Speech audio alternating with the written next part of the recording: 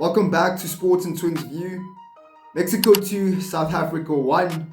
Mexico beat South Africa in the FIFA World Cup opening game. Let's get straight into it. We'll start with the starting lineup. Hugo Bruce's starting lineup. I was quite shocked, when I saw this initially. A more 5-3-2. That's what he was going for. I wasn't overly shocked. I wasn't too shocked because I thought, okay, he's going for this lineup because he did his homework. He did his research, with this lineup. And people were shocked online because with our preparation games, this isn't what he was going for. This isn't the lineup he would implement in the game. He would have wingers in the preparation games, Apollos and Mofokeng. But this game, he was trying to be. You could see that he was trying to be more cautious. He was really trying to be more cautious. He was like, for this game, as what we would want as a result to be a 1-1 type of situation, a draw. A win for us would be a bonus, but we would want a draw. That's what he was going for. That's not what happened. And Mutiba and Mudau, I think they were the guys that were supposed to, as wing backs, because it's a more 5-3-1, they were supposed to make sure they do their best in terms of distribution to a Reyners, a Foster in the box. You know what I mean? And then drop back again, defending when they need to be more compact at the back. Bafana throughout the first half, they were really trying to build from the back a lot. Starting from Ron Williams passing to the centre backs and then building from that. That didn't really work because it does work. That type of system, it does work when they are when the right players are there, but the right players are not there in that situation. You had a Sotole, you had a CBC who plays for Pirates, and Pirates don't really play with that type of system. They don't really build from the back. And Orlando Pirates, also a CBC would have been uncomfortable. It would have been really uncomfortable in that type of system, building from the back. And Mexico ended up scoring their first goal very early on, 9th minute of the game, Mexico. And their goal was a result of a mistake we had made. Defensive mistake, that is Sitole. Ronan Williams, building from the back, was trying to pass to Sitole. Sitole was right outside the box. Sitole was not aware of his surroundings. He did not check whether or not there was a man behind him. He did not open his body as a defensive midfielder should. That's not what he did. We're very flat-footed, and that resulted in the Mexico striker closing in on Usitole, getting the ball from Usitole, kind of doing a body feint and ended up scoring the ball. When he scored the goal went through Ronan Williams' legs. Goal, Mexico won very early on the game. Unexpected goal. Because the idea was not to concede early for Bafana. Again, this game, the idea was to either draw or win would have been a bonus. Realistically speaking, the coach was very pragmatic going into this game. And Mexico, they scored early on. Shout out to them. Mexico, they took their chances. And yes, people are saying, why did Ronan Williams do what he did? Why did he pass the ball the way he did? Why build from the back? I'll put this to you. Had Mokoena been in Sitole's situation, he wasn't going to make the same mistakes Sitole had made. Mokoena, being the midfielder he is, he knew he was going to open up, get the ball early and release it early. That's not what Sitole did. So, personally for me, Ronan had made the right decision. It's just that he passed to the wrong player, or the wrong player got the ball. Because again, Sitole, the guy's been playing the game. He should have known that, once I get this ball, if I don't know what's going on behind me, pass it back to the keeper, and then the keeper tries to release or plays wide. You know what I mean? But that wasn't the case. Wingers, the wing backs, Mudau and Mudiba. I don't understand why they were not crossing. They were not distributing the ball to Reyners and Foster. They were not giving them anything. Foster and Reyners they were non-existent throughout the game. Yes, Foster did have an early chance in Reyners, but Foster made quite a bad pass and Reyners couldn't really get the ball type of thing. But that was the only thing that had happened throughout the first half. But back to the wingers, I don't understand.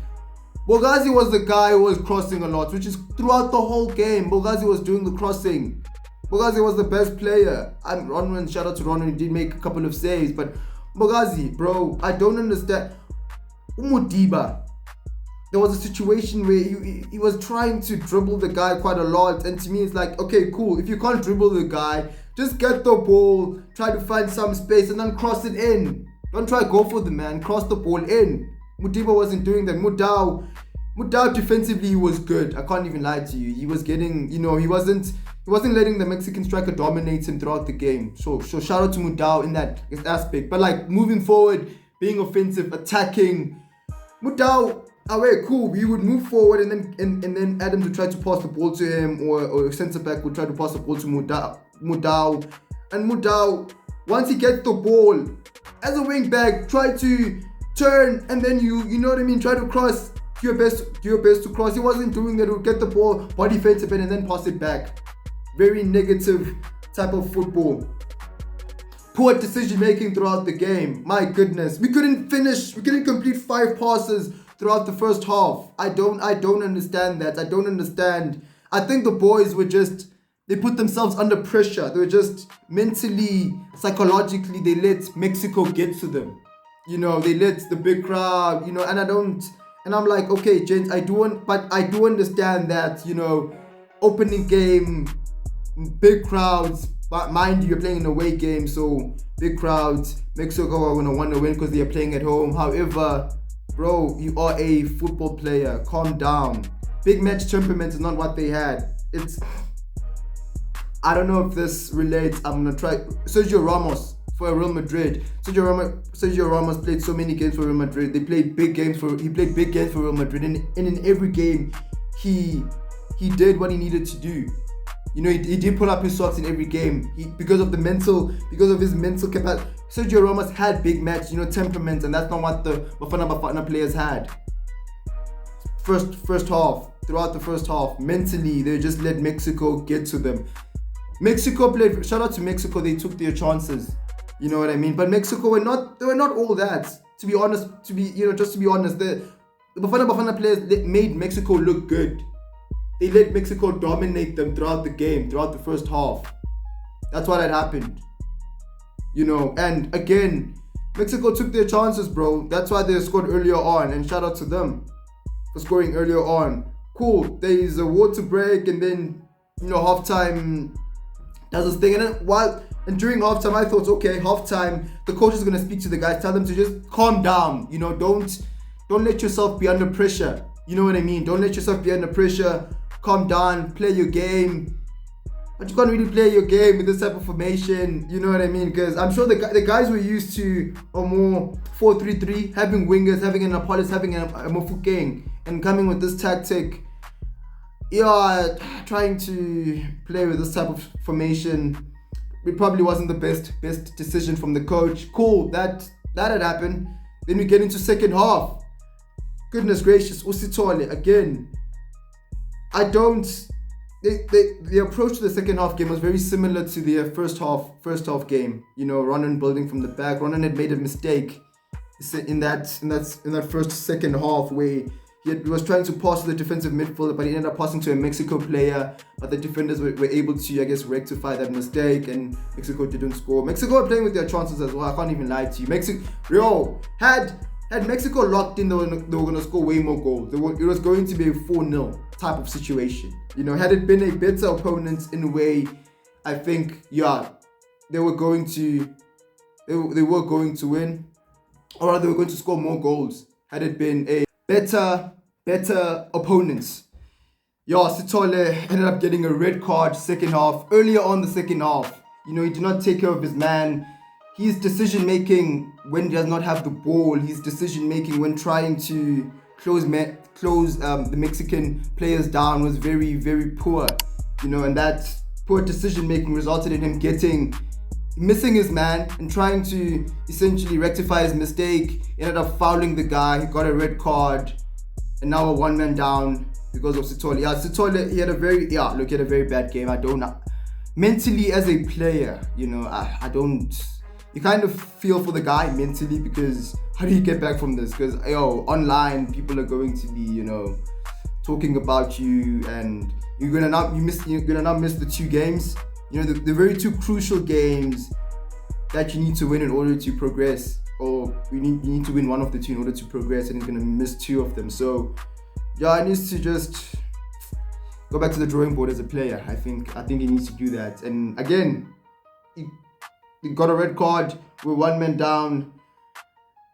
And then Hugo Bruce starts making changes a bit later on. People thought, why not make changes on the like when the second half had started? Why didn't you make changes then? He made changes a bit later on.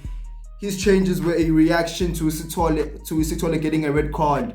Had Sithole not gotten the red card, he wasn't going to make those changes. You know what I mean? So why Hugo Bruce? That's what he does, to be honest. That's throughout his tenure as a coach. He's not a guy that makes changes earlier on. He makes changes later on the game. 60th minute, 70th minute. Doesn't matter. Doesn't matter the result. You could be losing, you could be winning. That's not what he does. So I did understand why he did that. I'm not saying I agreed with what he did. I'm just saying I understand. That's Hugo Bruce for you. He brings in a Timber Zwane. He brings in Mbata for a Lyle Foster. And Timber Zwane isn't really a guy who's going to impact the game the way you'd want him to impact the game. He ended up bringing in Apollos as well. Apollos he had a chance, he had a shot on target. Imagine that. The strikers throughout the game, Reyners, Foster, the chances they had, but an Apollos, he got in, he had a chance on target. And Mexico ended up scoring a second goal. Mexico, what they did right, they took their chances, literally. Their passes were connecting. The guy crossed the ball, the guy headed it, Raul that is, and it was a goal. They did what we didn't do. We were not crossing, and I was like, why are we not crossing? The Mudiba, maybe they're just not comfortable in their positions, but in training, I'm sure the coach spoke to them. They did the necessary, preparations for the game. They should have known that, okay, I am in this position, even though it's not really my regular position. But you know what you need to do? Cross the ball. The strikers need some, you know what I mean? They can't really do it. They were non-existent, the strikers. And again, you can't really blame the strike. I won't even lie to you. The system that Hugo Bruce had implemented, you can't really blame the strikers. Yeah, we let Mexico dominate us, man. We let them dominate us. You know what I mean? That's what had happened. We let them dominate us. We let them play us. We got played. We allowed ourselves to get played.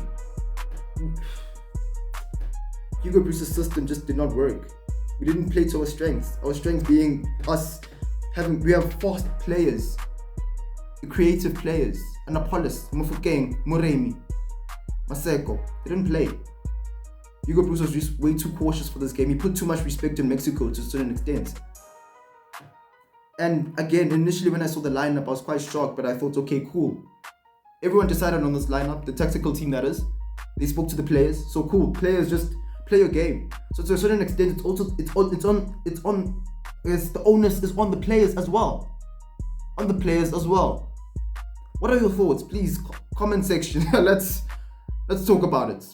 Comment down below. What are your thoughts on the game, on the lineup itself, how the boys played? What are your thoughts on the whole game? Do you disagree with my opinions on the game? Do you disagree with that? Please just let me know down below. And let's have a conversation. Mentally, the boys need to pull up their socks. They have 2 games. Still have 2 games to play. We need to win.